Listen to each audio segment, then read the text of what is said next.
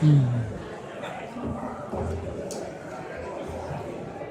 everyone, how are you? I want to thank you so much for being here. This is our second panel of the day, and this is going to be Soil and Nutrients. Our moderator is going to be Mr. Paul Brennan. He's an instructor at New England Grassroots Institute, and some of you might have just gotten the pleasure of seeing him do the live super soil demo. So I'm very excited to have you here moderating this panel. Here you are. Thank you, Ellen. Hello, NECC Portland. We're going to do a panel discussion right now to kind of help fill you guys all in on some of the differences that we're going to encounter as growers and patients and caregivers between our nutrients and our soils, and what the differences are between, say, synthetic versus organic. So I'm going to start, get right into it. I could have each of our panelists maybe introduce yourselves, tell us a little bit about who you're here representing, what your companies are about, and maybe a little bit of your background in the cannabis industry. Hi everybody, my name is Mike Fitzgerald, and I am the CEO and founder of New England Grassroots Institute, co-founder along with my wife Melissa. I almost made a mistake there saying founder, co-founder along with my wife Melissa. At Grassroots Institute, we try and teach everything about the medical cannabis industry and also hemp and what's coming along with the hemp industry. But Melissa and I like to say that we like to look at everybody that comes through our doors as maybe somebody who's never seen cannabis before. Maybe they were just diagnosed with something and they're up against it and they have no real first-hand knowledge of anything. We want that first experience to be extremely friendly, extremely knowledgeable. We do private consultations. We've never charged a patient a penny ever for a consultation. And if you are actually unlucky enough to make it all the way up to me, I'm the caregiver of mostly stage 4 cancer patients and have been for quite a long time now. I have over 42 years experience in the cannabis industry. I was out in Northern California from 1976 on when I was a very young man. New England Grassroots Institute, go. Hi, I'm Adam Sutton. I'm here representing Aurora Innovations. We're a soil manufacturer out of Eugene, Oregon. We also make organic nutrients. I manage the East Coast, Miami to Bangalore.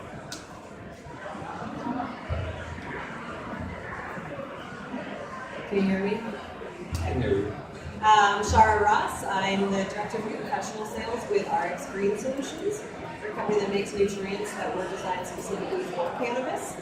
Prior to that, I was an organic farmer for 5 years, and I did research at the UNH Organic Genetics Lab in grad school. And excited to be here and looking forward to talking to you guys.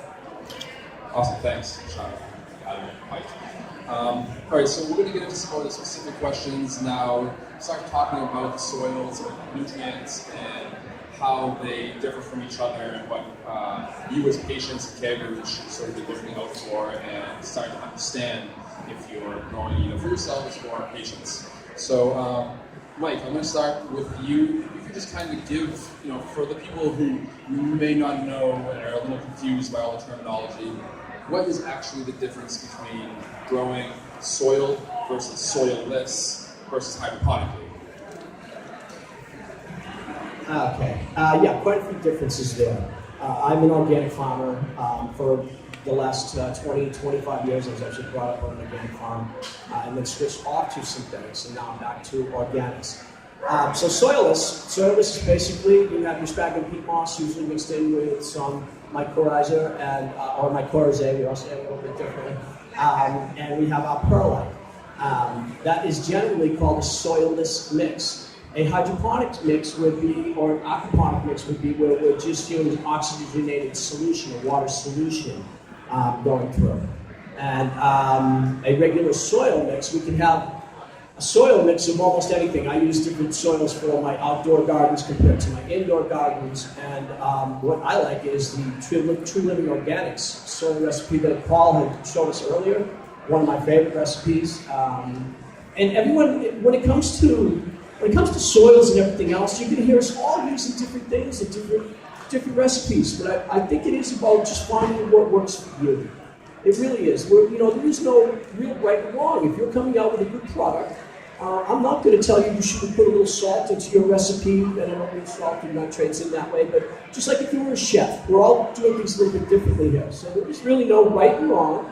It's about experimenting with these things, finding out if you want to be an organic grower or a synthetic grower, and then understanding those things. Really, there's huge differences. Awesome. So that actually kind of brings me to the next little part of my question for you.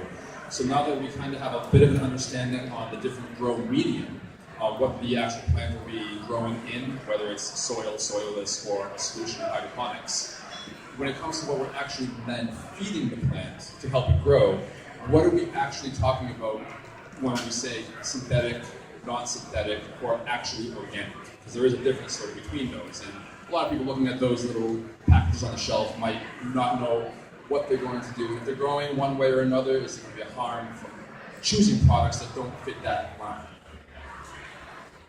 Yeah, sure, no problem. Okay, so first thing I'd like to mention to people is if you're going to be going with organics, you really have to understand that we have living things in our soil. They are alive. And one of the first things we just say, I'm from down in Quincy, Massachusetts area, right outside of Boston. We have what's called the MWRA, Massachusetts Water Resource Authority. And what they do to keep our water supply safe is they put in chloramine. And chloramine is a little bit different than chlorine. We used to be able to dissipate our chlorine off of our water when we used it. And now there's chloramine in a lot of our water. So the first thing I want to do is if I'm going to become an organic farmer, I have to realize what type of water I want to start with, because if I'm using municipality water, I'm killing all of my microbes right away.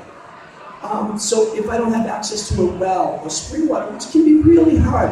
I mean, I've lived in Carthage, and I've lived in industry, and I've been everywhere in Maine, even though I'm from Boston. And I used to try and go get my water from several miles away when the springs would dry up in my area, and it became really hard. Water is quite a concern, because you have to worry about everything that goes on after that. So if I didn't have access to water, I might start picking synthetics, because I'm not going to have to worry about killing my microbes right away. I would, you can always be adding in microbes to your synthetic products, but if I'm starting with organics, I want to make sure I understand my water first. Awesome, thanks, Mike. So now that you made a good point that we're all growing this differently, we're trying to get our different results because we're all a chef. We're all tinkering with our recipe, we're all doing things differently. So, like you said, we have to make a decision which way we want to go. Now that we've made that decision, let's say we're either going to go organically or we're going to go synthetically. I guess that brings me into the next questions. So I'll start with Shara. Sort of how have the recent scientific developments in synthetic nutrients and growing mediums, how have those really shaped the cannabis industry and where we're going now? Yeah, so there has been quite a few developments lately. I actually live in Colorado now, from New Hampshire originally, but I've seen so much from horticulture and greenhouse growing of other crops is very, very quickly moving over into the cannabis industry.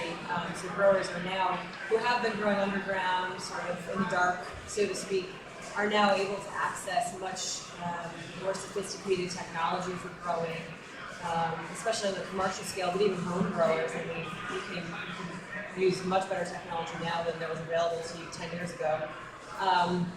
So we're definitely seeing more focus on technology that's used in food crop production can now be applied to cannabis production as well. We're applying a lot more research to that as well. My company, for example, we do have a testing facility where we grow cannabis, we test our products, we do side-by-side comparisons, we test out new technologies, which has led us to discover that heavy metals are an extremely important consideration in hydroponic nutrient formulas, especially. Some of the old formulas were designed a little more with a flowering crop in mind, sort of non-specific, maybe your roses or something. Those can handle a much heavier load of heavy metals than something you're going to smoke or consume. So that's an example of where research and science is leading us in the cannabis industry, is looking at this as a legitimate crop that's we're growing it and we're also producing it for consumers. It is a consumable crop, so it definitely deserves a lot more attention than it's been getting.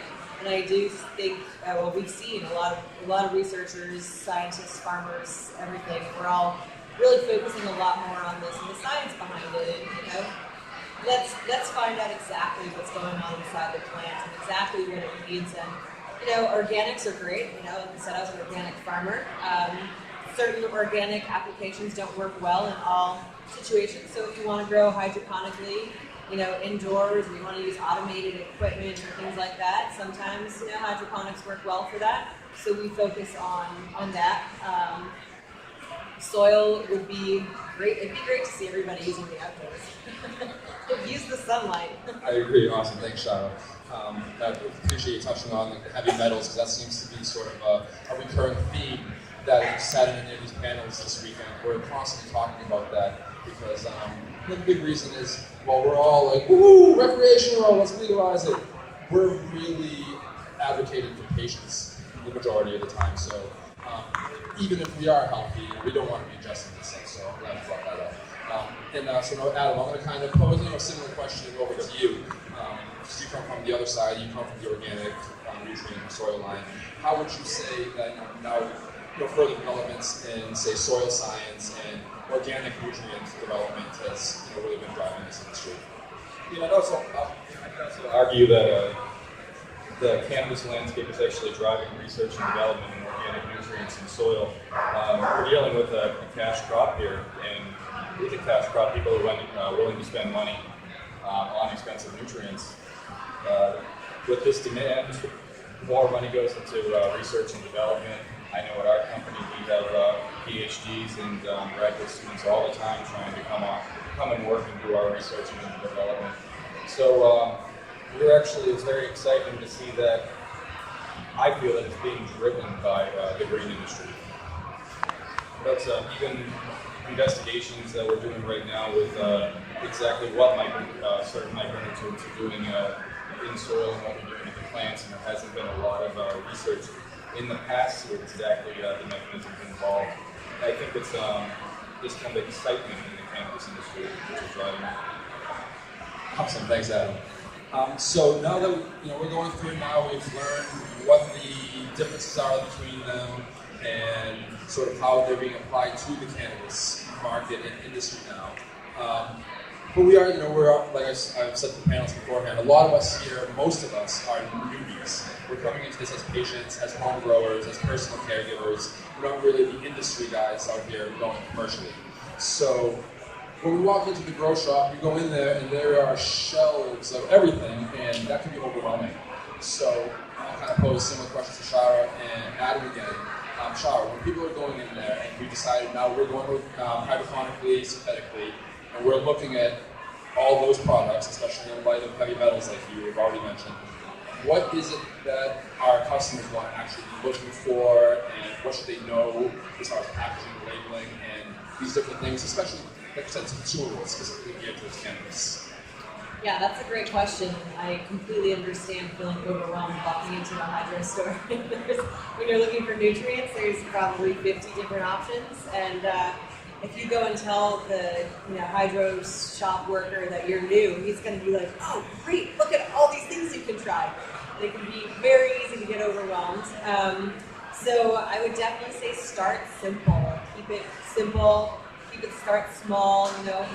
If you're ready to grow, depending on what state you're in, I know we're in Maine here, but every state's a little bit different as far as plant counts and whatnot. So if you're just getting going, try to just grow a couple of plants. Don't go crazy. Don't fill a whole room. Don't buy 10 lights and fill out the whole space right away if you've never done it before. Start small. Try simple, basic. Go for a product line that has just a few products involved in it instead of 12. There are some nutrient companies that say, here's our base, but here's this 10 additives you have to use to get good results. Try to avoid that because you're just going to overwhelm yourself and you might not enjoy the process. And we want you to enjoy it and have fun growing.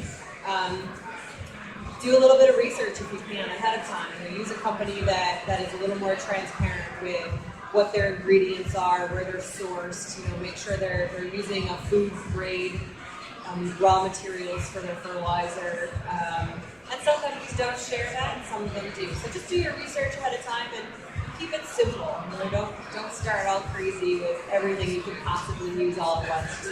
Start with a few things, and when you want to make changes, make one change at a time. That's a really good advice, because you want to control your variables. If you think you're having a problem or a success and you want to change something, you want to make sure you know what you're changing and what the result is, that you change the right thing for the result you're looking for. So that's actually a really good point. So Adam, I'm going to pose the same thing to you, because when we go now to the grow shop, we decided we're going organically, especially in light of some of the stuff Mike said about a biologically active rhizosphere and all this stuff.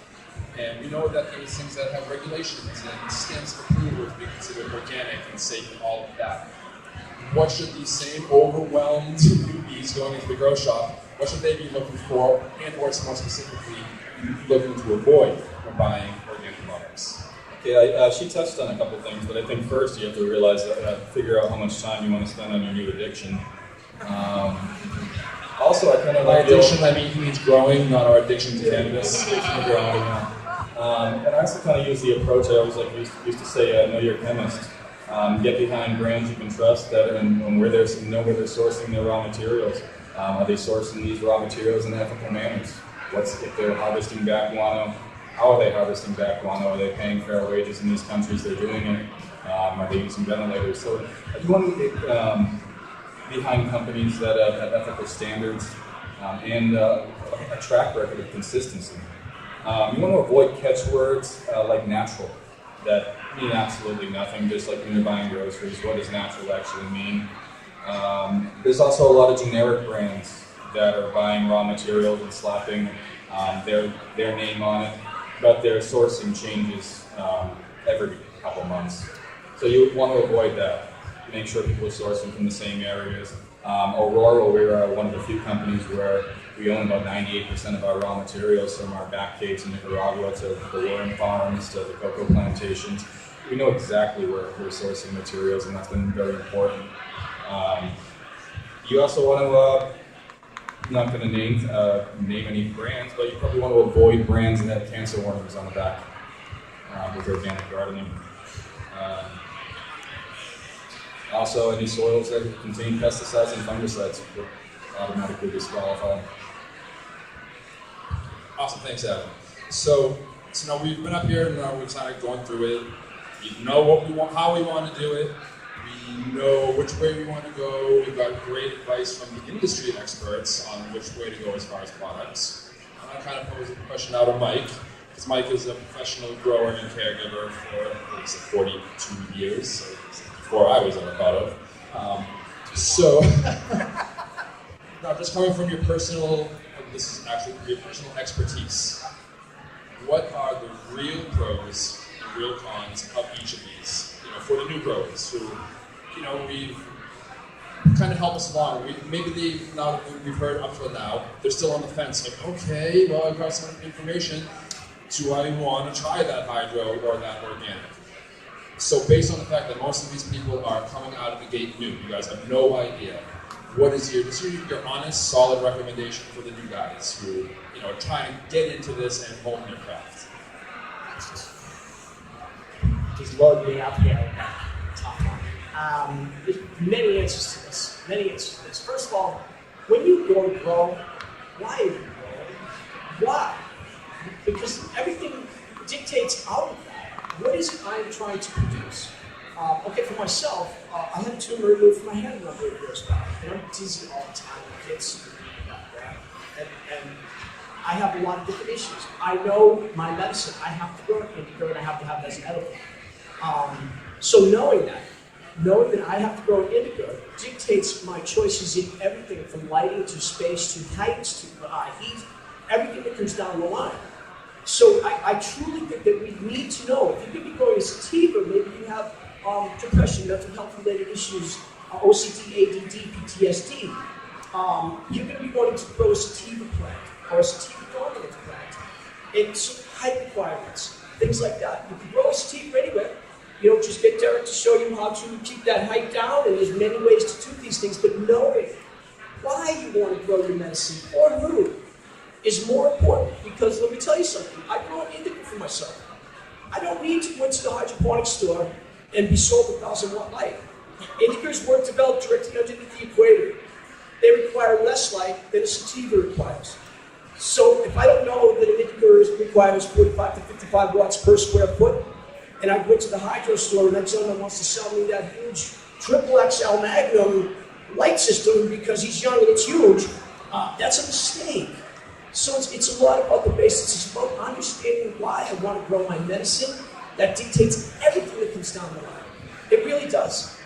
So if you're growing a sativa, you're going to 175 to 85 watts per square foot. That's a huge difference between 45 to 55. If you have to grow something right down the middle, stick with 60, 65 watts per square foot. Max your lighting in like that. Little simple things. But Melissa, my wife, loves to say, be brilliant at the basics. Be brilliant at the basics. We can always do more, add more. And just one final thing. And I get laughed at a lot for this, but I love ruderalis. Ruderalis is an extremely useful plant, and I say this for many reasons. First of all, because it developed off of a feral plant originally, it contains more naturally occurring CBD in it, so I like that. But it grows extremely small. For those of you who don't know what a ruderalis is, it's an auto-flowering plant that once it comes up, it will flower automatically no matter what. Only go about 3 feet tall. You get about an ounce and a quarter. But you don't have to change your light cycles out. You can grow it on a balcony. This is what I suggest if you're maybe in a wheelchair or if you're an elderly and you can't maneuver around. You can get a small little plant that is naturally more occurring in medicine. All right, so maybe it is only a 7 on the 1 to 10 scale of getting high. That is plenty for me because it's got some CBD in there, and I need that. It's a medicine. Sorry if I went too long. No, that was perfect, Mike. Thanks. I think the most important thing that you brought up that any of us here today need to think about, whether or not we're on this panel right now, we're listening to the light guys, you're seeing my soil demonstration, whatever it was, you have to understand the why. You can sit here all day and we can say, follow this recipe, a plant needs this nutrients, it needs this amount of light at this light cycle. But if you understand why it needs all that, and you run into any little hiccup, there's a problem, your plant doesn't look right, something's going on electrically, you will know how to then sort of attack and fix that problem ahead of time, and it doesn't necessarily need as much guesswork. So that comes into where we're buying these products. So, like Mike said, understand the why you're doing this and for whom. So, that's going to change whether we're individual patients, caregivers, or growing at this commercially. Mike's answers would probably change completely if I was saying, Mike, tell me the pros and cons if this was a room full of people getting into the dispensary industry growing under 40,000 watts. Completely different answers. So, they've all brought up some really great points. I just want to ask them each, Adam and Shara, do you have anything else just from your personal background? Same sort of question posed to Mike, but just for the newbies, any other things? You've posted great points already, but is anything else personally to help people get growing and successfully stay growing with their addiction?